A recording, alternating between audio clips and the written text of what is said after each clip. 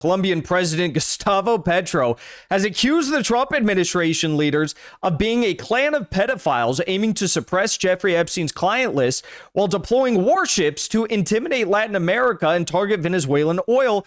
The Colombian president, Gustavo Petro, as you know, he had his U.S. visa revoked by the Trump administration because he said the U.S. military should consciously object and defy the orders of Trump with regard to committing all these war crimes all across the world, whether it's in Venezuela, Colombia, Gaza, Yemen, Syria, Iran, Lebanon, Nigeria, Mali, Burkina. You know, the list goes on and on of the places where the U.S. is either publicly or covertly involved in war criminal activity, backing terrorist groups, so on and so forth. He said, you guys shouldn't participate in that. And Trump said, psych, we're taking back your U.S. visa. Go back to Colombia, Mr. President. Then they sanctioned him. They sanctioned the president of Colombia. They sanctioned his wife. They sanctioned his kids. And Trump also threatened regime change against him. Now, the president of Colombia really doesn't care because he came out. He's not seeking to make friends with anybody, but earnestly just voices opinions about what he thinks is wrong in this world. And he definitely thinks it's wrong that the Trump administration is guilty of covering up pedophilia and promoting regional aggression. Colombian President Gustavo Petro has accused the Trump administration leaders of being a clan of pedophiles aiming to suppress Jeffrey Epstein's client list while deploying warships to intimidate Latin America and target Venezuelan oil in a new speech delivered Tuesday in Santa Marta. The remarks follow U.S. sanctions imposed on October 24th against Petro, his wife Veronica Alcocer, his son Nicolas Petro, and the ally Armando Benedetti for his alleged ties to increase cocaine production in Venezuelan traffickers. Yeah, I'm sure it had to do with drugs rather than the fact that he came to the U.S. and spoke out quite harshly against Israel.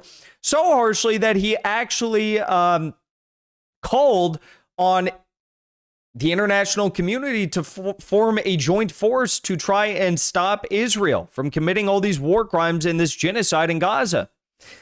Colombian President Petro also claims the U.S. government put him on a blacklist after he revealed that the CIA is using Israeli-made Pegasus spyware to monitor his citizens.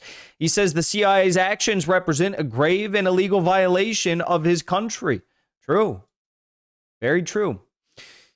This week, Mr. President, also said Trump is a liar. Your lying friends are a liar. Mr. Rubio is a liar. Those you're killing aren't drug dealers. The real drug dealers go to Mr. Rubio's Miami offices to meet with his senators.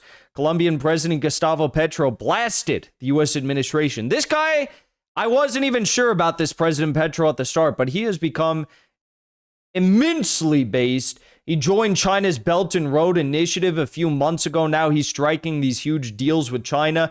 Enough words. Colombia's Petro urges armed UN force to end Gaza genocide. No more visa in the U.S. for him. Colombian President Gustavo Petro has announced plans to dispatch volunteer doctors and medical professionals to Gaza to assist Palestinian children requiring medical treatment.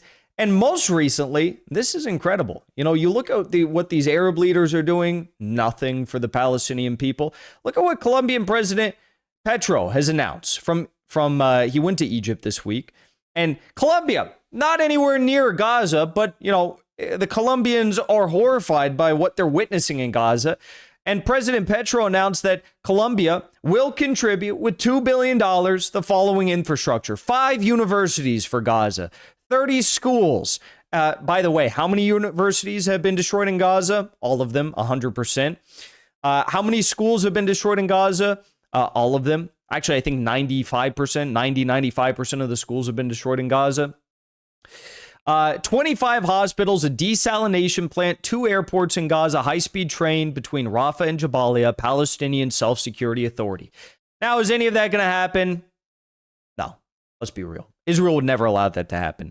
Israel this week came out through their spokespeople at the State Department and said that the U.S. or that Israel will never tolerate any Turkish troops inside of Gaza for maintaining the ceasefire, which was like Trump's great idea. Trump said, you know, there's a lot of great allies that we have in the Middle East, and they're going to go in and form a security force inside of Gaza, and Israel's going to be totally okay with that. Yeah, it turns out we were right on this show. That's never happening. Turkish troops are not going to be in Gaza. That's not going to happen. 0% chance. They came out and said as much this week.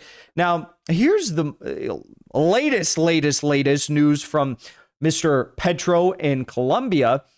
Trump is now threatening not just Colombia, not just Venezuela, not just Cuba, not just Nicaragua, not just Honduras, not just Haiti, because they did a new troop surge in Haiti as well, but also Mexico. President Gustavo Petro warns Trump against attacking Mexico.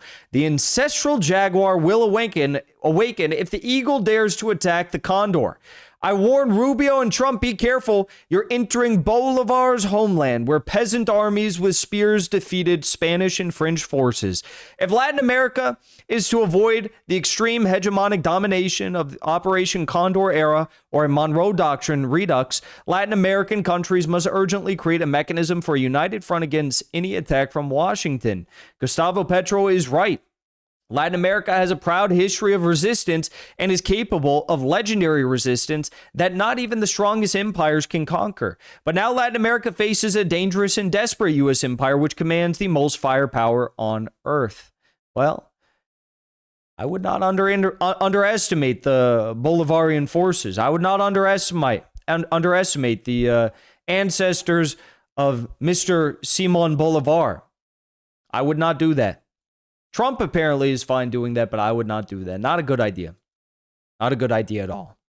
Before you leave, I want to say thank you for the support, because after 2 years of being banned, we are finally back home on YouTube. So be sure to subscribe to our channel and also join as a member on our channel using the link at the top of the description. I rely on the generous support of viewers like yourself to get the truth out to as many people as possible. You can also support the show on Locals or Give Sin Go. The mainstream media and the powers that be are never going to stop attacking us for bringing the truth to as many people as we do. Thank you so much for your support.